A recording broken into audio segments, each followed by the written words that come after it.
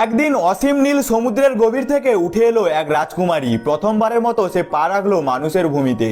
তীরে পৌঁছাতেই তার চোখে পড়লো একজন মানুষ নিস্তেজ হয়ে পড়ে আছে। দয়াভরে রাজকুমারী এগিয়ে এলো।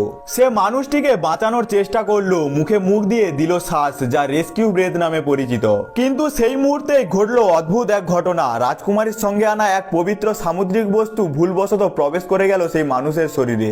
রাজকুমারী ভয়ে কেঁপে উঠলো। সে মরিয়া হয়ে চেষ্টা করলো বস্তুটি ফের বের করে আনতে, কিন্তু তখনই মানুষটি ধীরে ধীরে চোখ খুলে ফেললো। আতঙ্কে রাজকুমারী তাকে আবারও অচেতন করে দিল এবং ছুটে পালিয়ে গেল সমুদ্রের দিকে। কিন্তু এই ঘটনা গোপন থাকলো না। যখন সমুদ্রের রানীর কাছে পৌঁছালো খবরটি, তিনি ক্রোধান্বিত হলেন আর শাস্তি হিসাবে নির্বাসিত করলেন রাজকুমারীকে সমুদ্র থেকে।